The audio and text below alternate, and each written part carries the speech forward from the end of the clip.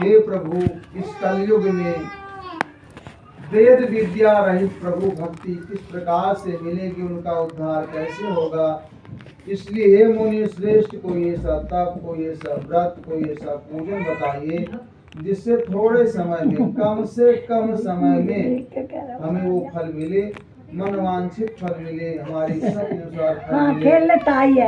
ऐसी हमारी कथा सुनने की इच्छा है, पूजन करने की इच्छा है। सभी शास्त्रों के ज्ञाता, शास्त्रों में निपुण श्री सूत जी महाराज जी बोले, हे वैष्णव में पूज्य, आप सब प्राणियों की हित की इच्छा से पूछी है आपकी बात। अब मैं उस श्रेष्ठ व्रत को, पूजन को आप लोगों से कहूँगा, जिस व्रत को नारद जी ने लक्ष्मी नारायण भगवान विष्णु जी से पूछा था और लक्ष्मीपति मुनि श्रेष्ठ नारद जी से कहा था।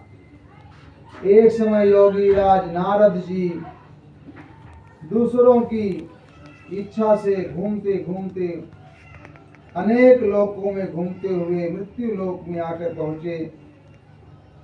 यहाँ अनेक योनियों में जन्मे हुए प्रायः सभी मनुष्यों को अपने कर्मों द्वारा नाना प्रकार के दुखों से, अनेकों प्रकार से दुखों से पीड़ित सोचा, विचार किया कि मनुष्य कैसे दुख दूर हो सकेंगे, नाश हो सकेंगे, कि दुख कैसे, कष्ट को दूर हो सकते हैं।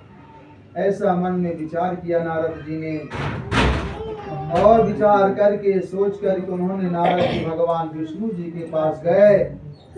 भगवान विष्णु जी को देखा, वहां पर चातुर्भुज, चार भुजाओं वाले श्वेत वर्ण देवों के ईश नारायण को देख करके, जिनके हाथ में शंख चक्र गदा वरमाला पहने हुए थे, भगवान की प्रार्थना करने लगे, भगवान की स्तुति करने लगे।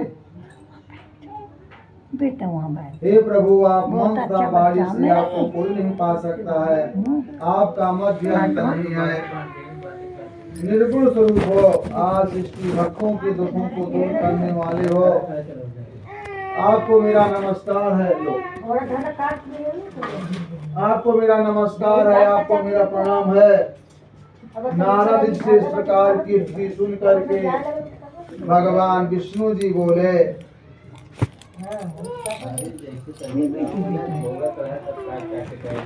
नारद मुनि जी,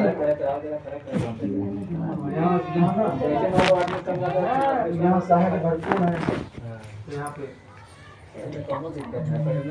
ओम हरि ओम। श्री भगवान की वचन सुन करके भगवान विष्णु जी ने कहा, नारद मुनि जी बोले कि उस व्रत का क्या फल है। भगवान विष्णु जी से पूछे नारद मुनि, उस व्रत का क्या फल है, क्या विधान है, और किसने यह व्रत किया है, और किसने यह व्रत करना चाहिए, विस्तार से कहिए। भगवान विष्णु जी बोले, यह व्रत पूजन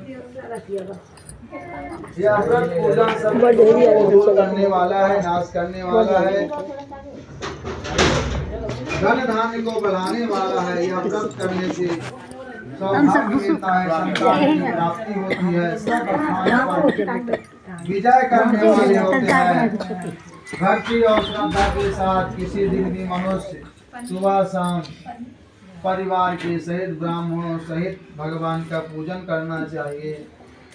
भक्ति भाव से नैवेद्य हो, केले का फल हो, शक्कर हो, घी हो, दूध हो, दही हो, गेहूं का चूर्ण इत्यादि भगवान का जो भी हो, चावल का चूर्ण हो, सब भगवान को अर्पण कर देना चाहिए और नित्य गीता विचारण करना चाहिए। इस तरह व्रत करने से भगवान की इच्छा निश्चित ही पूरी होती है।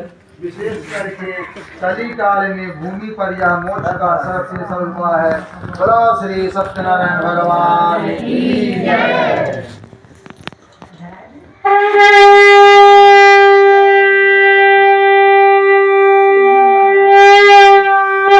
श्रीमन्नारायण नारायण नारायण, गोविंद नारायण नारायण नारायण, वैकुंठ नारायण नारायण नारायण, लक्ष्मी नारायण नारायण नारायण, सूर्य नारायण नारायण नारायण। बोलो श्री सत्यनारायण भगवान की जय। दूसरा अध्याय चावल फूलने के हाथ जोड़ो। सूत जी महाराज जी बोले, हे ऋषियों, पहले समय में भी इस व्रत को पूजन को कौन किया था, उनका भी इतिहास बताइए। सुंदर काशीपुरी नगरी में एक अत्यंत निर्धन गरीब ब्राह्मण रहते थे। वह भूख और प्यास से कपड़ा दीपक इधर रख दिया, दीपक यहाँ देता हूं। भूख और प्यास से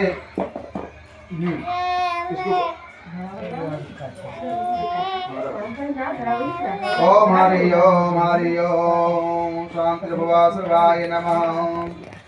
सुंदर काशीपुरी नगरी में एक अत्यंत निर्धन गरीब ब्राह्मण रहते थे। वह भूख और प्यास से नित्य पृथ्वी पर घूमते थे।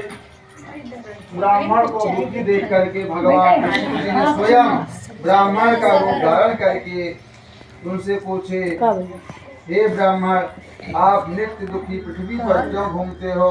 हे श्रेष्ठ ब्राह्मण, मैं सुनना चाहता हूँ। ब्राह्मण बोले, मैं एक निर्धन गरीब ब्राह्मण हूँ, भिक्षा के लिए प्रभु पृथ्वी पर घूमता फिरता हूँ। हे भगवान, यदि आप इसका कोई उपाय जानते हो तो कृपा करके